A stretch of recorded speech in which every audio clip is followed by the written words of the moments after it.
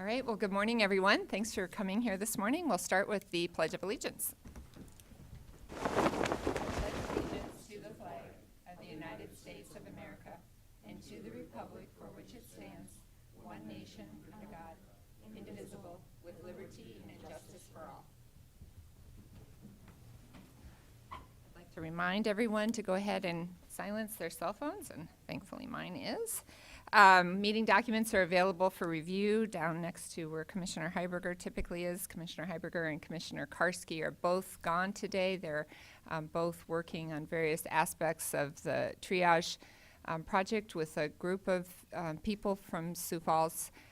Today, I think they're out in Charleston. So they are both gone today. Craig and Carol are here today if you need a listening device. And that will take us to our routine business. I'd consider a motion to approve our agenda.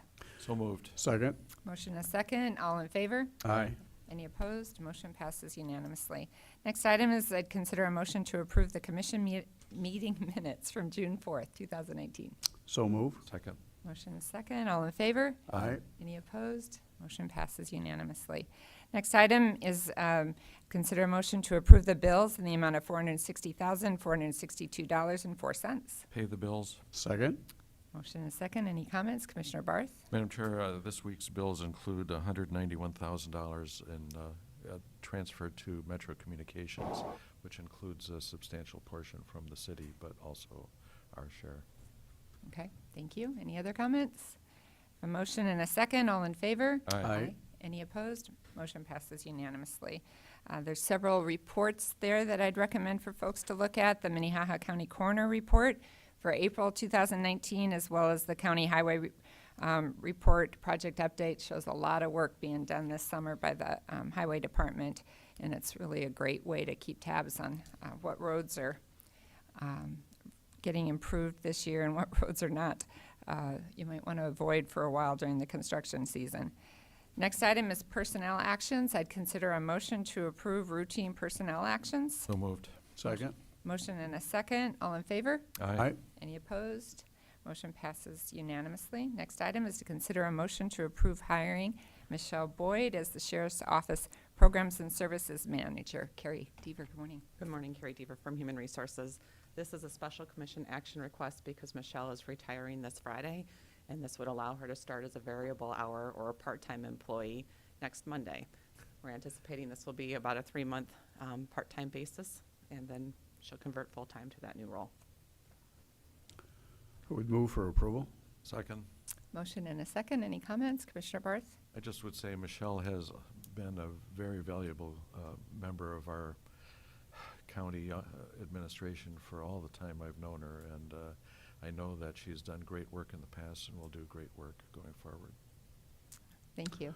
I would second that. She's obviously a class act with a stressful job, and I'm glad that she's able to move to this position to help us with some community service programs. It's absolutely unanimous up here then that she's a very valuable member of our team and the sheriff's team. So I have a motion and a second. All in favor? Aye. Any opposed? Motion passes unanimously. Thank Thank you. Next item is abatements recommended for approval. I think we can take these as one motion. So we have two different parcels, parcel ID 39764 for veterans tax exemption and parcel ID 39764 for veterans tax exemption. Those are for 2014 and 2015 property taxes. Take a motion. Go Would ahead. move for approval. I would second that. I'd ask Chris a question, though. Okay. Good morning, Chris. Good morning, Chris Lilly, Equalization. Yes, sir. So, being as these are for veterans, is it the transition from the veteran passing away to the spouse? Is Yes, that where yes. the So this ball- one here has been an ongoing one, just to give you a little background. The veteran received the exemption, and at the time, and he'd got it with his spouse, he'd passed away. There was no surviving spouse law in effect at that time. Oh, And so then, like a year and a half after he had passed away, the surviving spouse law came into effect, but we didn't have an application on file. You know, it wasn't like it is today, where if he passed away, it would just continue on to the surviving spouse. There, he got it, he passed away, The spouse did not receive it because there was no law at that time. Then the law came into effect later. So what I did is I took it upon myself to initiate an abatement process, and I went back 3 years, and we've already approved those 3 years. But with that, the city attorney then said, why aren't we going all the way back? So conferring with that, we decided that we could do that, but they needed to do that request, so we did.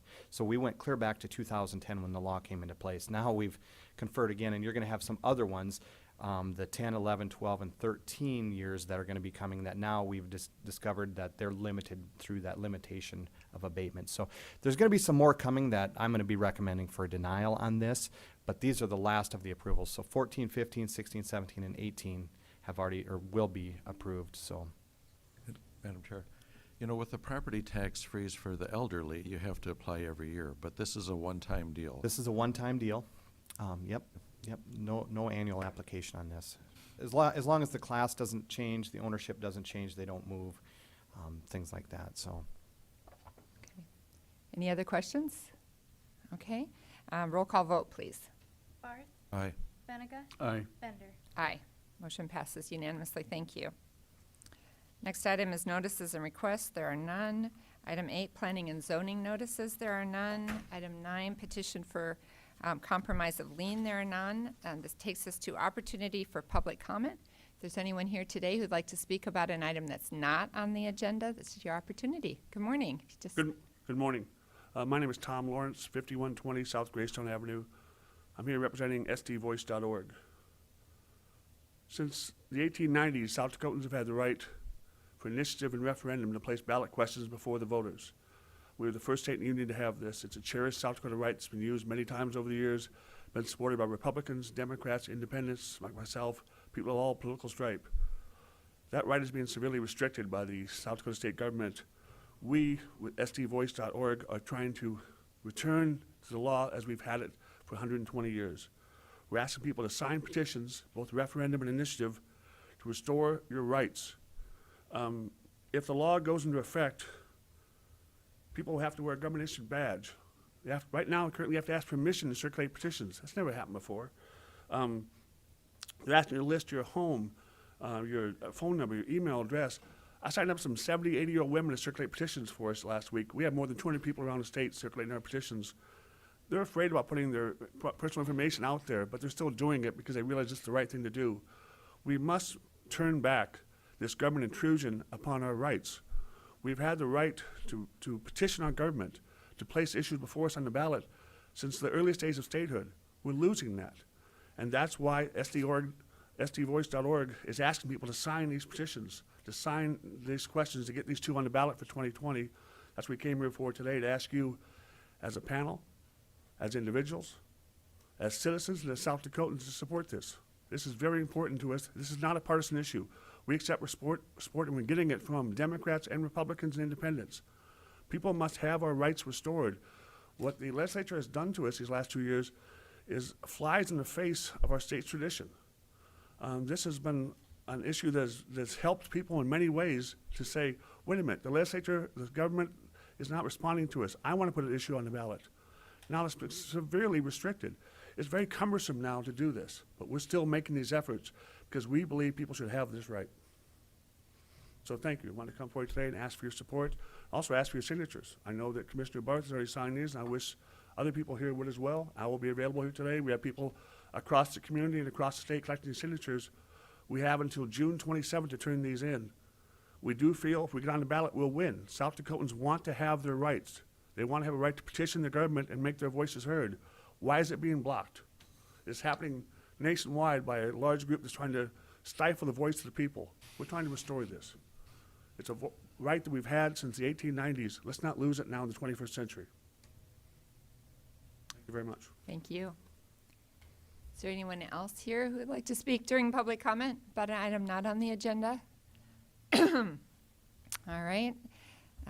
That takes us to regular business. The first item is a public hearing to consider an application for the special on-sale liquor license for Prairie Pasta, Inc. for an event on September 14th, 2019. Olivia. Yes, Prairie Pasta Inc. has been hired to cater a wedding at the Riviera Event Center on September 14th. So this is their application so that they could sell liquor at the event. Okay, thank you. If the applicant is here, they could speak. Is there anyone here who's opposed to this application? This would be your opportunity to speak.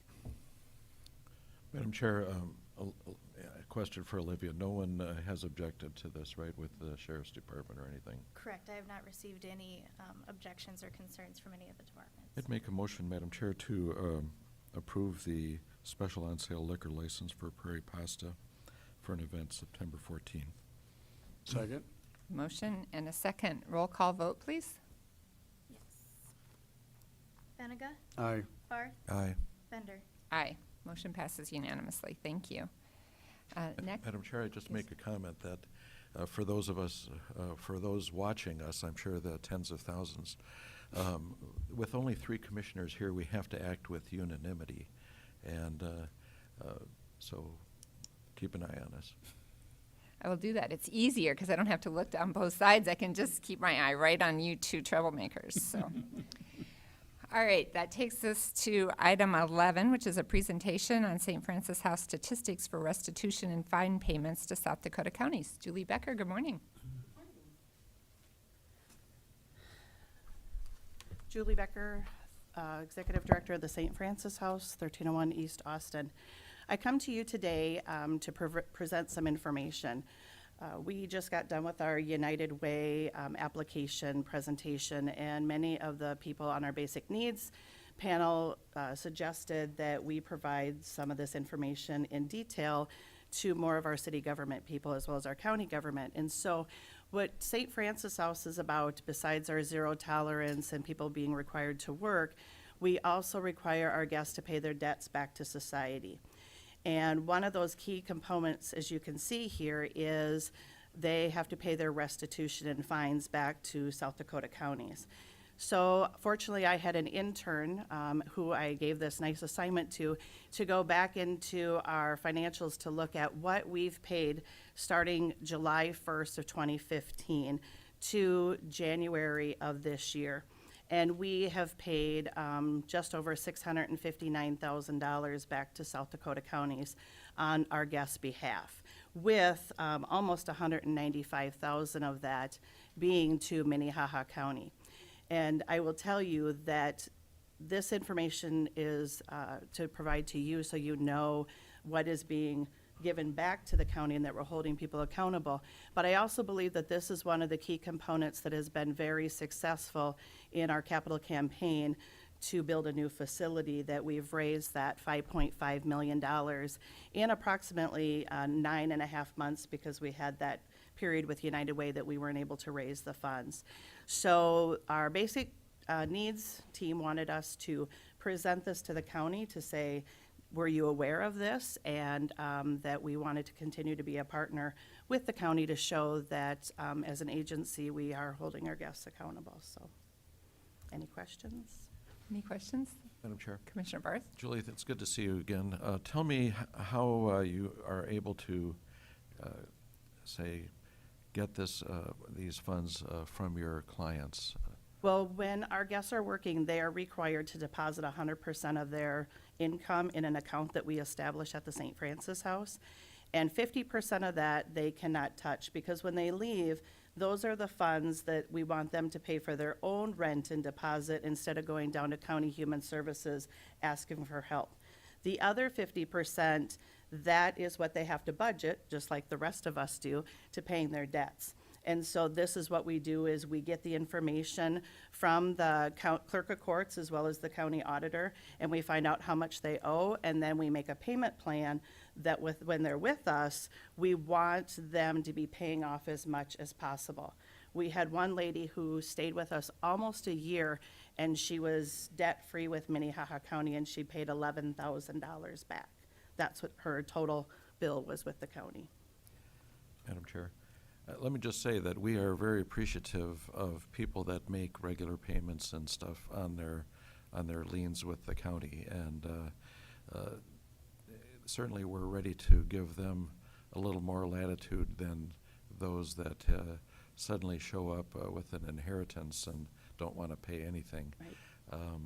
So I appreciate that work, and by holding on to their money, you don't let them subscribe to too many magazines or you know, go on a trip to Vegas. What I tell people is I have 2 kids at home and I have 80 at the St. Francis house, and we all fight about money because they want these things, and we teach them that you can have those things, but we have to pay our debts first. And they're not saying that they can't have a cell phone, because many employers want that now, but you have to have it in a budget. Can you afford it? And so if they submit what is called a money request to pull money out of their part, they can. There has to be debt on there. I don't know about everyone else, but when I get my paycheck, I have to pay my debts first, and then I see what's left over to do the fun stuff. And so those are the skills that we're trying to teach, so that when they leave us, they continue in that pattern that we've helped them learn. So, I would just say Commissioner congratulations on your capital campaign and your success at doing this, because frankly, it helps the county. But more importantly, if we could get you to go around to many other agencies that, I think we have, what, $40 million in debt that's not been paid back? well, and the guest will be the first one to tell you, you know, if you wouldn't have made me pay it, I wouldn't have paid it. But I'm glad you did, because now I don't have that weight on my shoulder. And we're partnering as well with Minnehaha County Human Services. So when our guests have gone down before they became resident at our facility, they got to be paying those back as well. But we've started with the restitution so that we're getting that money back into the counties, so then the counties can do other good things for people, so.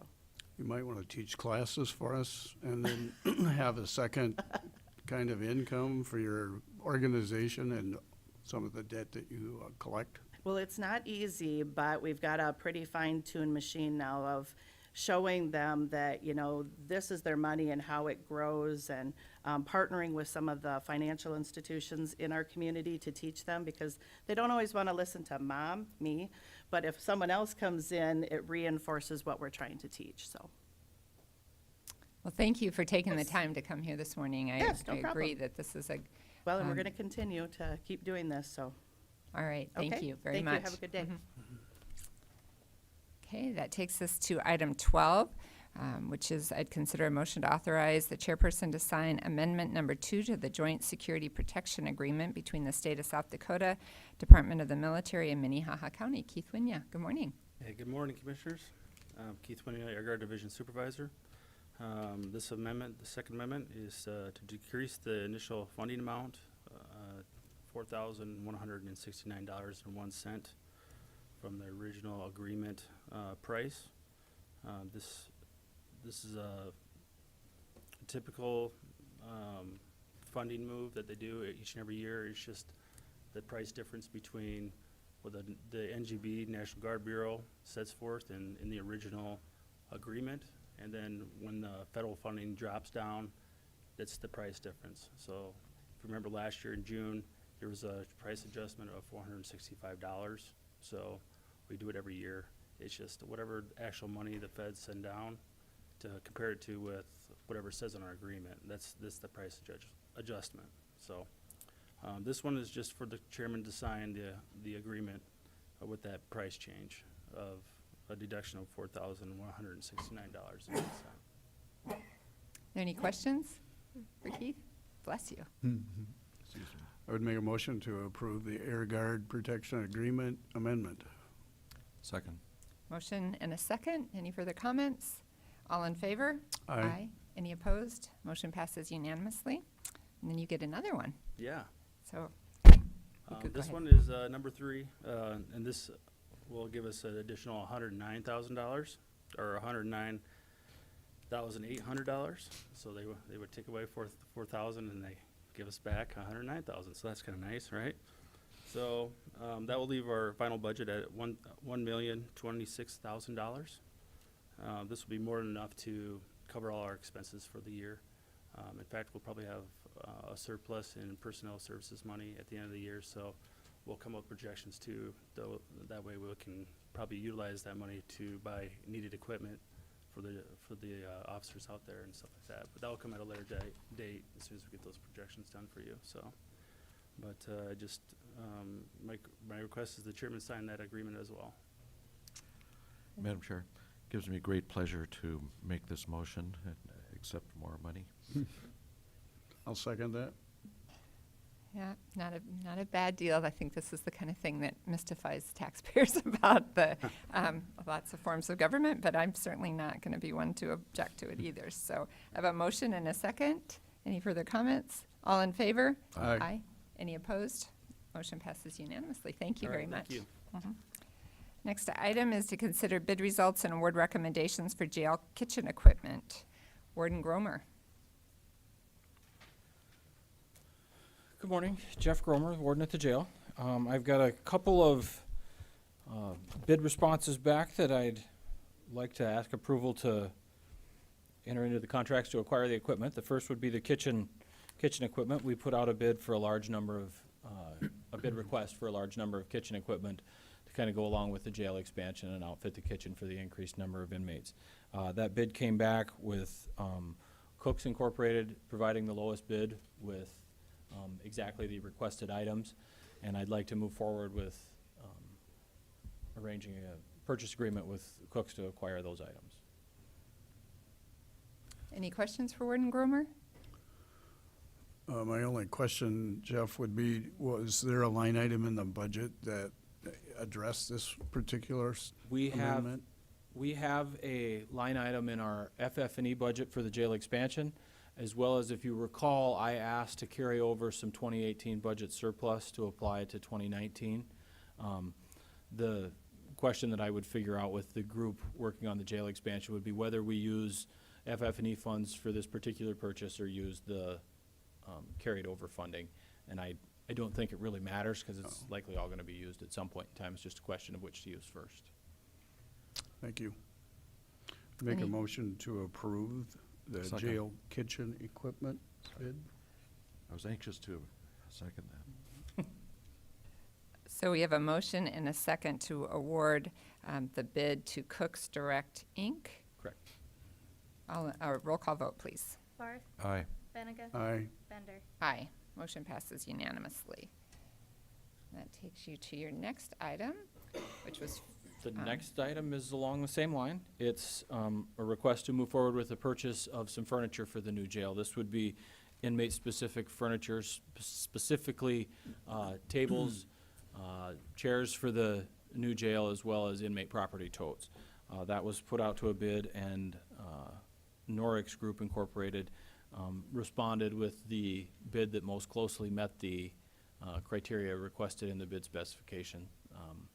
What it comes down to is these are tables that are made out of some sort of plastic that's able to hold sand as a ballast to make them heavy, too heavy for inmates to pick them up and move them around easily, but yet still able to be moved with some effort if we need to make some adjustments to the configuration within the jail. there questions for Warden Gromer?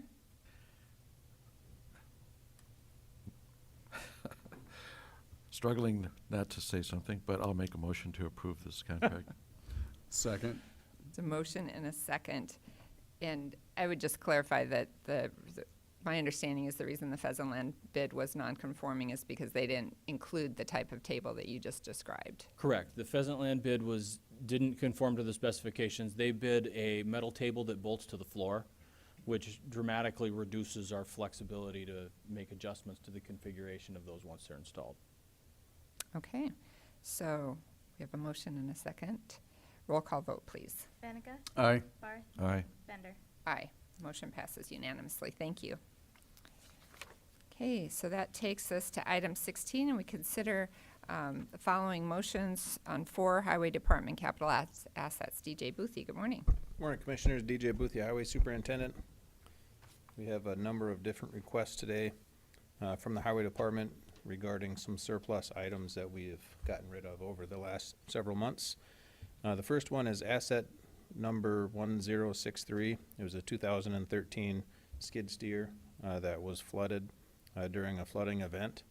And we've been negotiating with Claims Associates an insurance claim for replacing that or for receiving a reimbursement for the value of that piece of equipment.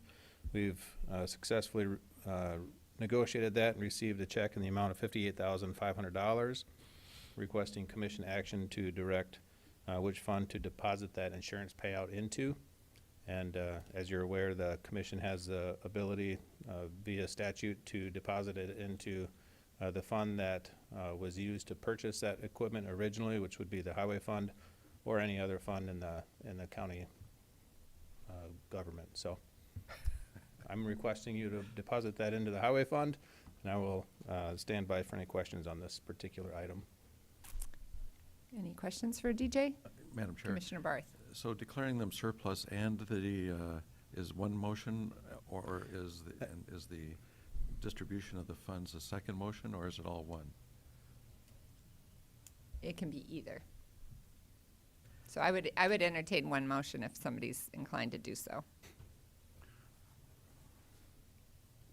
I'll make a motion to declare these as surplus and to designate the funds to the highway department.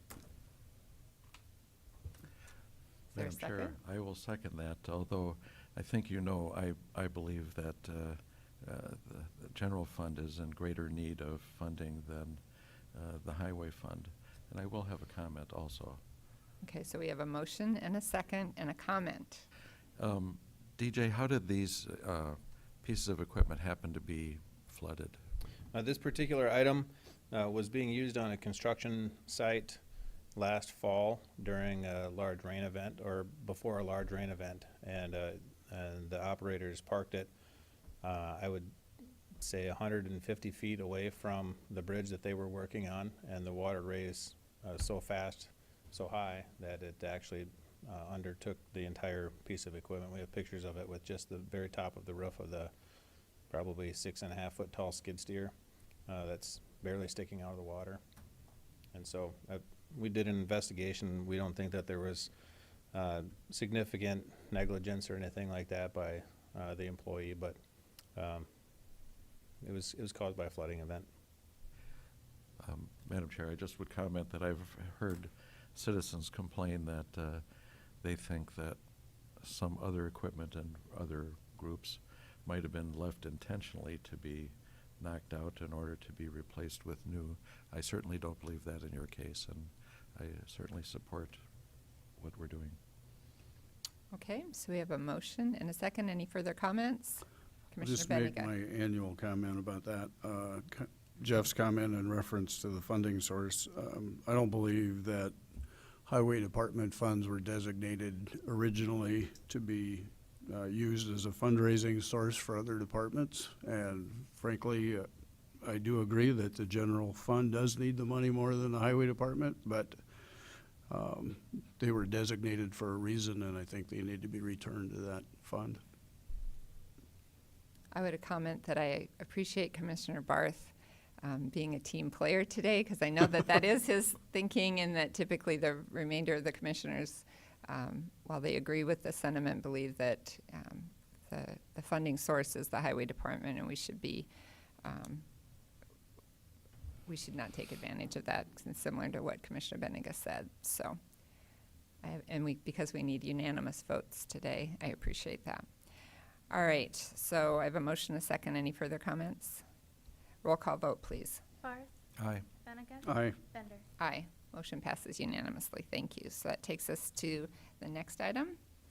The next item is for asset 1029. It was for GPS survey equipment. We have previously declared this one as surplus. We received bids on March 6th, and the high bid that was accepted was $13,500, and we have received the check for that, and so we're requesting commission action to direct into which fund to deposit the proceeds of that sale, $13,500. Same song. I'll make a motion to designate the highway department for the auction proceeds. I'm a team player. I'll second it. I very much appreciate that. Motion and a second. Roll call vote, please. Benega. Aye. Barth. Aye. Bender. Aye. Motion passes unanimously. Next item, item C. Item C is for asset numbers 1032 and 1033. There were two variable message boards that we declared surplus for the sale to the city of Brandon for $10,000 each. We've received their check for $20,000 and requesting commission action to direct which fund to deposit those funds into. Motion to approve. Second? Motion and a second. Any comments? Roll call vote, please. Barth, Aye. Benega, Aye. Bender. Aye. Motion passes unanimously. Takes you to your last one. The last one is for a Sterling plow truck. We auctioned this off and declared it surplus and auctioned it on Iron Planet in January.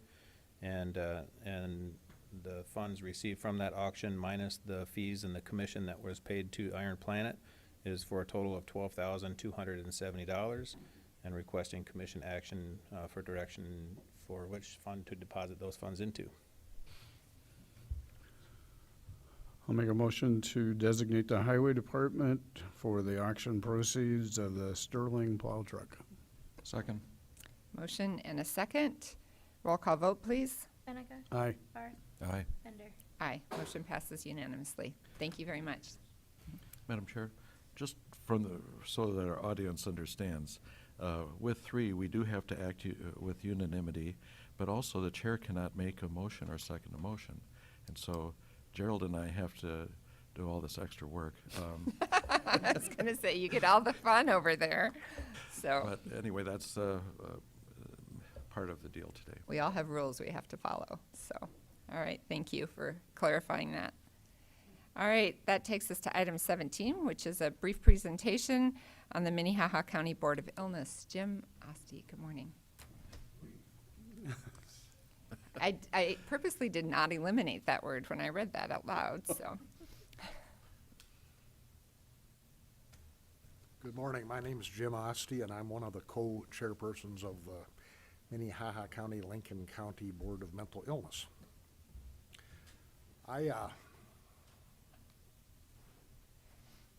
don't really believe in arguing each line item of a budget proposal, so I took an alternate route of harvesting some statistics. That harvesting has been underway for a long time, several years, and I perhaps want to make a record of the fact that I've never billed for the time I spent trying to harvest these statistics. It is too time-consuming to do that.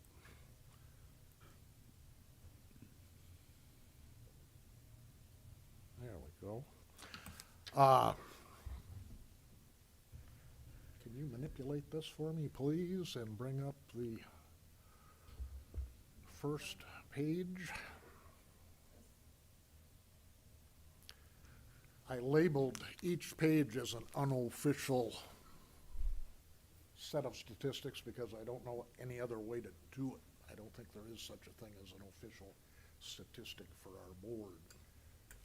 The unified judicial system can come up with some statistics which perhaps could be referred to correctly as official, but I don't think I can.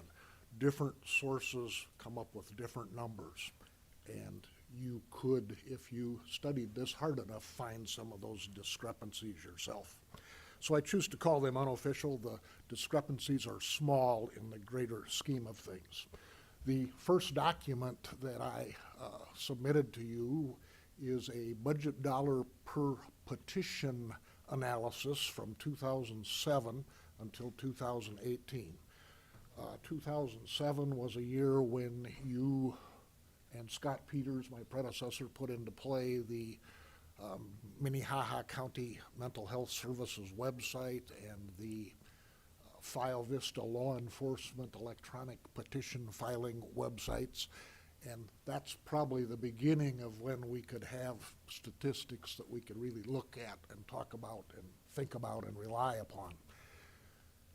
This particular document relates to Minnehaha County petitions exclusively. It does not include Lincoln County petitions, which many of our mental health services website columns do relate to. So you can see in 2007, we had 962 Minnehaha County petitions. We had a annual budget of 700,000 plus, which by my math yields a cost per petition of $744. The one thing I would say to you is that is slightly more, $44 more than what a one-night stay at the psych hospital would cost for a Medicare rate for an uninsured patient. That's a pretty modest figure, I submit to you. As you go through the years, you can see that the budget increased, as did the number of petitions filed in Minnehaha County cases. And if we could scroll that up to get to the current years, you can see that we've gotten up to 439 petitions, which would show that we had a 477 petition increase over those 12 years. That would be just shy of 50% increase in activity. You would note again then, by dividing the budget of 1.130 by 1,439 petitions in Minnehaha County, you come up with a cost per petition of $785. And you can see in some of the intervening years, like 2012, 13, 14, 15, 16, and 17, that the cost per petition was considerably higher. I would submit to you that the Board of Mental Illness's work has been good and has been efficient economically in that regard, despite the fact that everything else in the world is going up. So I secondly submit to you that if that's the case, then you should not be too alarmed or surprised if the next budget request is yet higher than the 1.130. Questions, comments on this page? Any questions? I'm not sure this is the only measure of looking at how your money is spent. I don't have the economic background to make that submission, but I think it's a helpful way to look at what your board is doing. The cost per petition was going up, and now we've got it down quite a ways, and that is a favorable accomplishment.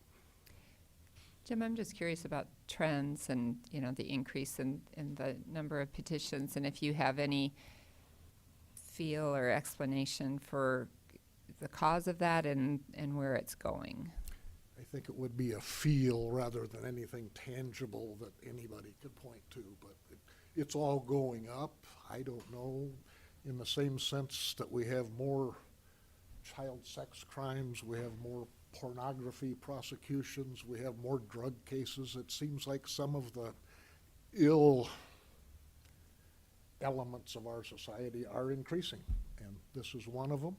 I think the education has raised the sensitivity of the public to the idea that maybe their spouse or child or parent isn't just a criminal, but rather they have a mental illness, a true inherent illness which causes their behavior to be such.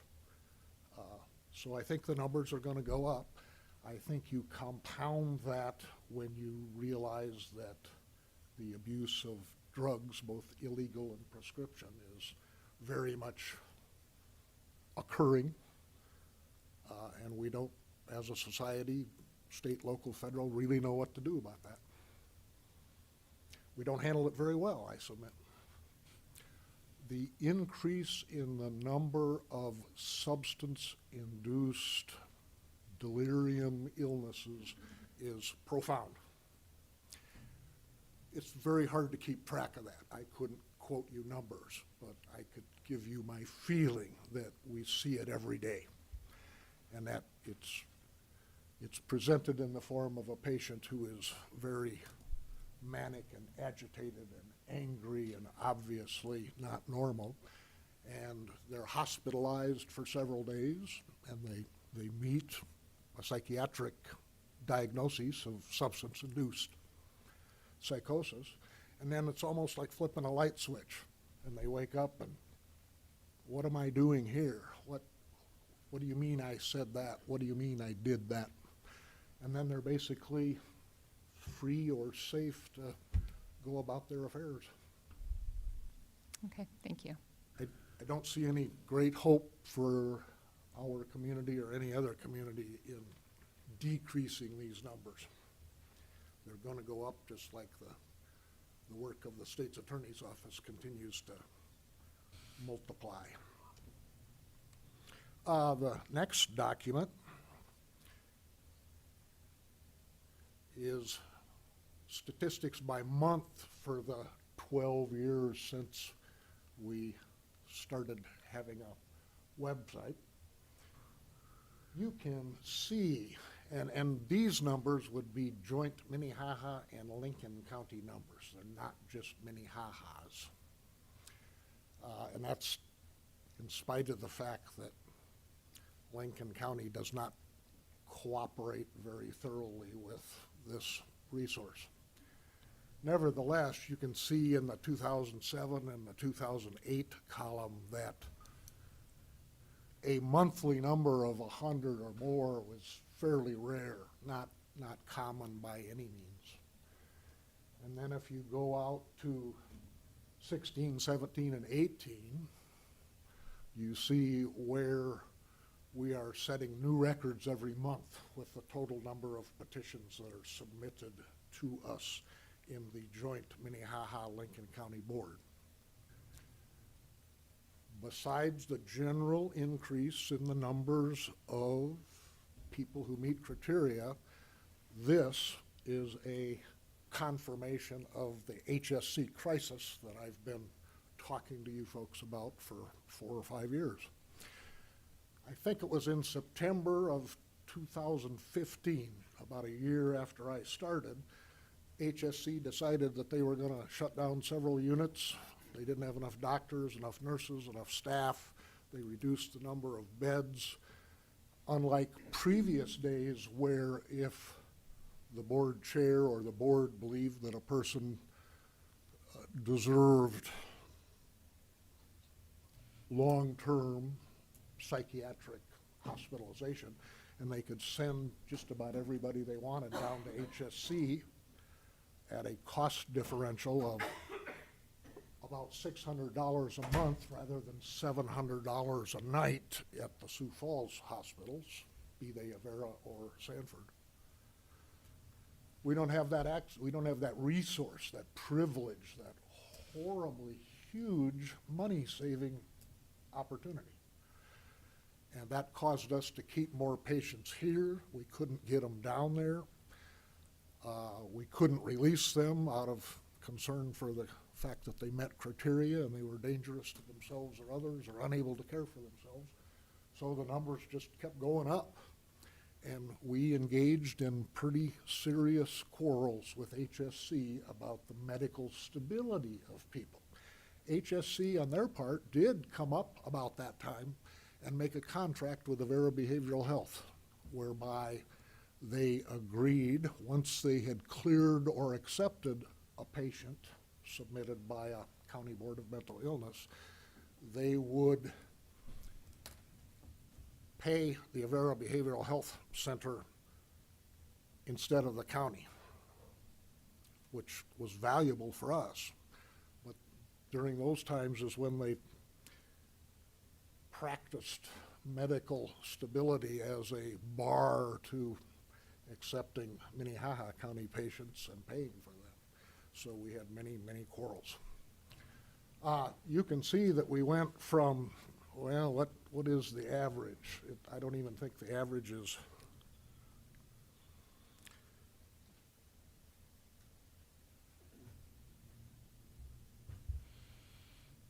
about 90 or less per month to begin with, which would average about 3 patients per day. It went up to 2,104 in 2018, which is 175 per month on the average, which is a slightly less than 6 patients per day. So you went from, if they were all uninsured, 3 times 700, 3 times 94 for a QMHP evaluation, 3 times 3/10 or 4/10 of an hour for the board chair, 3 times 10 or 15 or $20 for the sheriff who ran around gathering paper, bringing it to the chairperson, and then going and serving it on the patient. You went from that number to doubling that number. That's a significant effect on the budget. I don't think the annual budget doubled, even though the numbers greatly increased. Questions about the stats per month? Yes, sir. Jim, when you look at the difference in the growth in Lincoln County and Minnehaha County at the bottom of that page, I mean, we've had some growth, especially in 2018, but Lincoln County's had 300% growth. We have to go to the next page.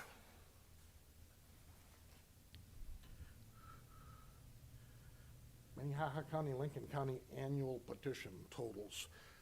It took manual labor to separate the Minnehahas from the Lincolns in those prior years. But you can see there exactly what you're saying. Lincoln County was doing 100, maybe getting up to the 200 range for several years. Then we got up to 2015 and the process of HSC crisis occurred, and they made the contract with the Vera Behavioral Health Center. And in effect, they became HSC North. And they started referring patients from all over South Dakota to a Vera Behavioral Health Center. They went from not having every bed in use every day to frequently having a pretty good attendance. And Lincoln County became Yankton County. Yankton County, of course, has the Human Services Center. Their Board of Mental Illness has to handle all the cases and work for patients coming from all over South Dakota. And now Yankton County shares that heavy burden, expensive burden, with Lincoln County. Fundamental in the law of mental illness is that the county where the patient is hospitalized or detained has the primary jurisdiction to administer that patient's case. Primary in that law is the fact that the county of residence of the patient is responsible to pay for nearly all of the mental illness expenses that are incurred in a commitment process. So, yes, our friends next door south suffered huge shock. They're still thunderstruck by what has happened. Their increase is huge. Is there any explanation for that growth other than what you've already talked about? No, that's HSC North coming to 69th and 5 blocks west of Louise. Literally, analogously, a second state psychiatric hospital showed up in Lincoln County. They diminished all their beds in Yankton, so they couldn't hold all the people they used to, and now they send a good portion of their referrals to Avera Behavioral Health in Lincoln County.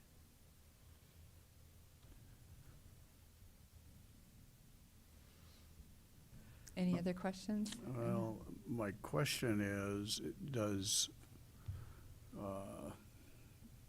Yankton County North take Medicaid patients? Yep. But they have the beauty of being able to hold the county of residence for those out-of-county patients coming to them, responsible for paying for the board expenses, board chair, QMHP, sheriff's service of process, 3-member board hearings with prosecutors and defense lawyers and court reporters or recordings. They can bill those other counties for that.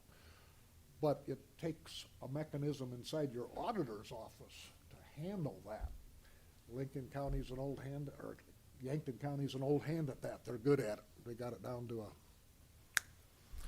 a business. Lincoln County's just learning and they're struggling. They don't like it. They like to do anything to figure out a way to make this less expensive, and There are very few ways to make this less expensive. It is what it is. Commissioner Barth. Jim, thanks for this presentation. Has the mobile crisis team helped us, prevent some of these hospitalizations? Immensely, immensely.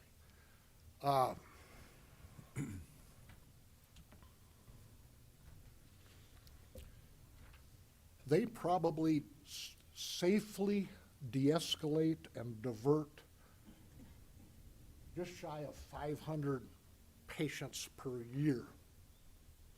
In other words, if it weren't for mobile crisis, the 1,439 petitions for Minnehaha County in 2018 would be a lot more like 1,939. So the wisdom of bringing that in, starting in 2011 and gradually building it up to make it full-time was a great step in progress. Fantastic. I suppose I've exceeded brief by a good bit, but usually I do. And I'm not gonna change either, so all I can do is we apologize. appreciate all the work you did on these statistics, because this was helpful, gives us a real visible. But we look at a couple things. Let's go to the next page, and let's go to 2 pages. Let's go to 2018.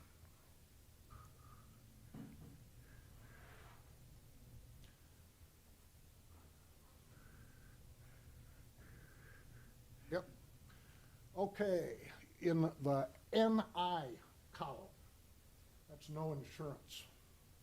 When you go down to the bottom of that column, you will see that there was, 509 patients, and this is out of the Minnehaha County numbers, because Lincoln County doesn't play ball and submit information.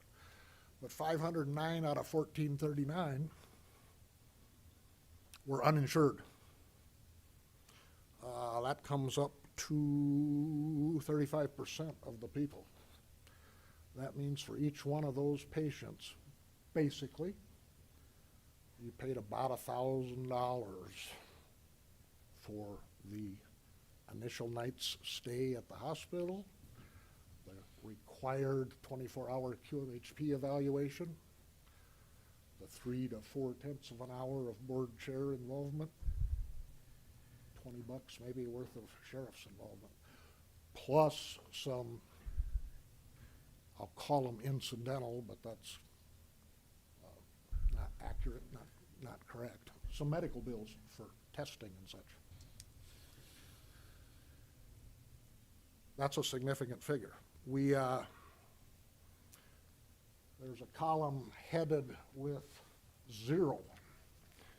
That is a column I dreamt up for being a person who had no prior history with the Minnehaha-Lincoln County Joint Board of Mental Illness. In other words, they're a first-time recipient of emergency mental illness services. And you see the number down at the bottom there of 1,351. 1,351 out of, what was that first number? 2,100, just shy of 2,100? 1,351 are people who've never before been in the mental illness system. One of the things that says to me is that business is going to keep getting good, because you're going to have people who, for the first time in their life, experience a psychiatric crisis that a doctor in a hospital or a law enforcement officer out on the street thinks is so impaired and dangerous as to require involuntary detention. So I think those are really important numbers, and that's why I wanted to go way beyond brief and explain that to you. It's not going to diminish, despite good things like mobile crisis, which tries to divert people who are in a first-time crisis, which may be more social than genuinely psychiatric. Well, we appreciate this. This has been great information. I guess it gives us something to think about. I think these kinds of things can be depressing, but at the same time, the the great thing is that this is available to folks that are having, I think a lot of us can expect to have a family member who does get into a crisis situation, and it's good to know that there is a method and a mechanism that the county supports to try to get services that are needed for those folks.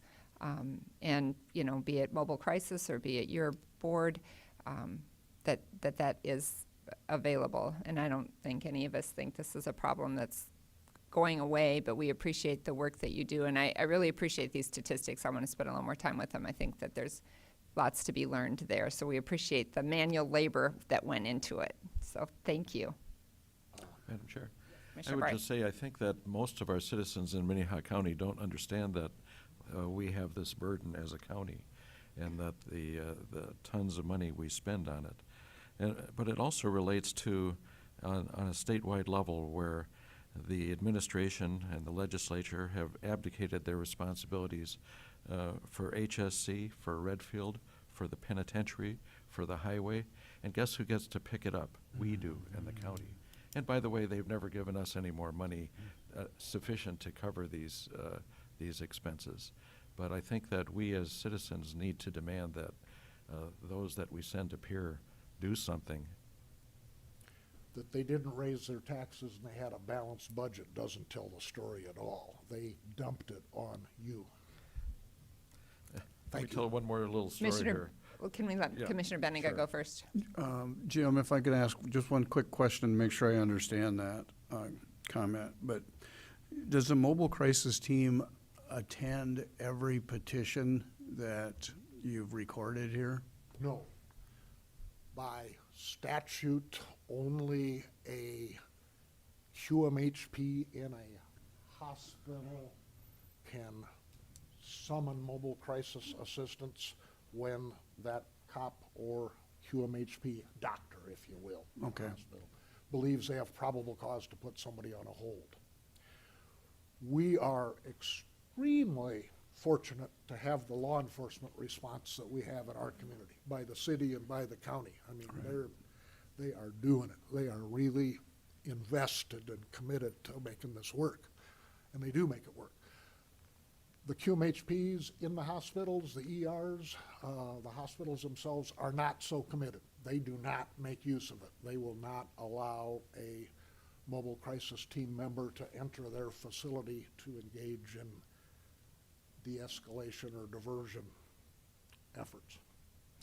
I suppose it's because they're not employees, they're not trained, they're not insured.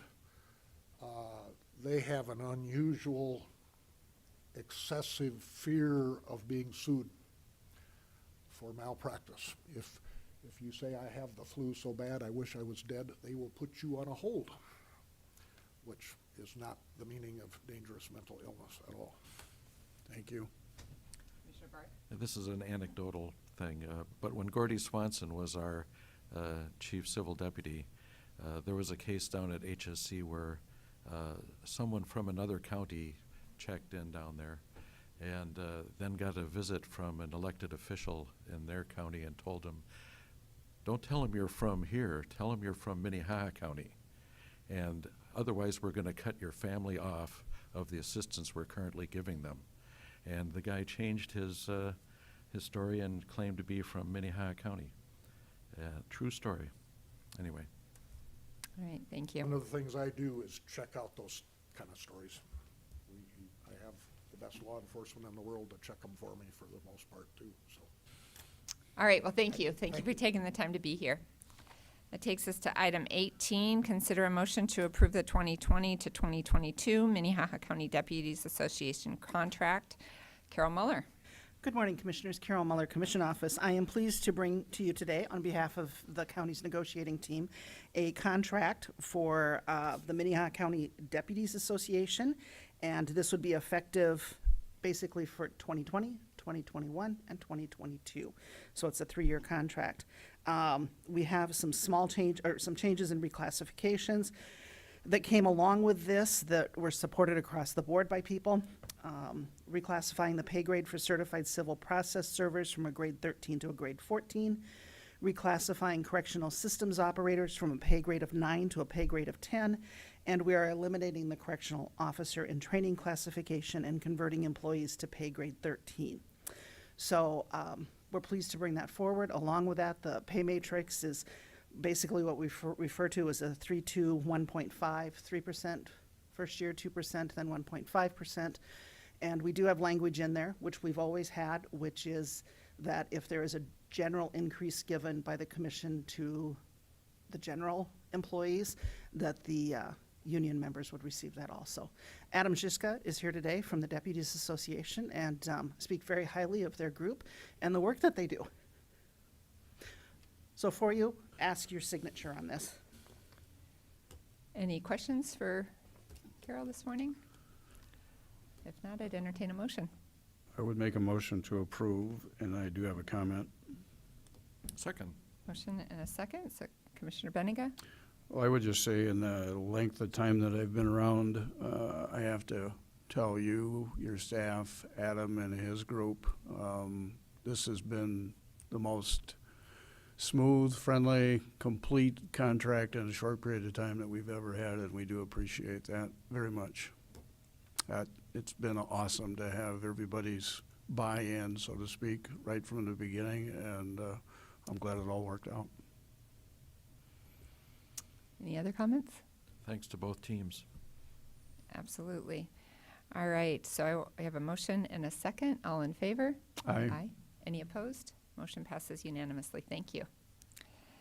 Next item is to consider a motion to support partnership with UJS for the August 13th and 14th conference on improving criminal justice system for individuals with mental illness.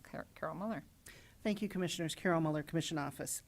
Before you today is a request from the Unified Judicial System, we often refer to it as UJS, for Minnehaha County to partner with UJS on this conference. Commissioner Heiberger has served on several committees related to this and has certainly brought a passion for this topic and has gotten to know many of the players statewide, and they reached out to Commissioner Heiberger a few days ago asking if Minnehaha County would help sponsor this. I do want to say that there's no financial request that comes along with this. All they're saying is, can we put your logo on the material, and will you help make sure people know about this? So that is the request that comes today. Any questions for Carol? If you remember, this is an item that Commissioner Heiberger had mentioned last week during her liaison reports, I believe, and so we just asked for a little more formal written information about this. So if there are no questions, I'd entertain a motion. Make a motion to approve that support for the partnership. Second. And a second. Any comments? All in favor? Aye. Aye. Aye. Any opposed? Motion passes unanimously. Thank you. That takes us to item 20, liaison reports. Are there any liaison reports this morning? I would just mention that there was a meeting of a kind of initial planning group from the Homeless Advisory Board to listen to the presentation yesterday from the Augustana Research Council. A lot of great information brought forth, a lot of good comparisons to what other comparable cities are doing to address the issue of homelessness. We asked for a little bit more information. Once we get that and have an opportunity to hear that, we'll be coming forward with a formal report on that. So, and just the other item I was going to mention, since Commissioner Heiberger isn't here today, you know, I know through the budget process we've had some more information from the state's attorney's office trying to show, you know, exactly what types of responsibilities their office has. And I know this weekend with the shooting, unfortunate shooting that we had on Saturday afternoon, that has now resulted in at least one homicide, that the state's attorney's office were here all weekend and late into the night on Saturday night. I know that was mentioned in the public safety briefing yesterday, but it's just another, you know, opportunity for us to better understand the types of work that that office is challenged with. So I wanted to mention that. So if there are no other liaison reports, new business, is there any new business? All right, so that takes us to old business, and I believe we're going to have a presentation on from emergency management on some good news we got. Jason Gierman, Minnehaha County Emergency Management. I'm here today because of the disaster. You've possibly heard of the flood that happened earlier this spring. So there's two programs that we're involved with right now, and one is the individual damage assessments, the individual assistance programs, and the other is the public assistance. The public assistance is the roads, infrastructure, and what's going to happen with that is we will get with the townships and the cities and we'll have a meeting, and FEMA will be here, the state will be here, and they will walk them through the process. And that may be something that you guys might or might not want to attend, but I'll let you know when that happens. The reason I'm here today is for the individual assistance. This was one of the programs that there was no set amount that would allow us to have this, so we were unsure until just recently if we were even going to get an individual assistance. And Minnehaha County was one of the counties selected for individual assistance programs. So what the state is in the process of doing is setting up somewhere in Sioux Falls or Minnehaha County where the public can go and meet with representatives of different groups of the individual assistance program. The specifics on that we don't have yet, but they are allowed to go online at this time and apply for assistance or call a 1-800 number. The website is disasterassistance.gov, and the 800 number is 800-621-3362. There are different types of assistance, different loans, low cost. We're just not sure exactly what the programs are yet, but we're waiting to hear. Hopefully this week we'll know and be able to set up with Regan Smith and the city a spot, a location where we can go where the public can come in and get help. If there's any difficult questions, I'll probably refer him to Regan as he's been through this before. Commissioner Barth. What was the website again? Disasterassistance.gov. And the 800-621-3362, right? Correct. Thank you. Any other questions?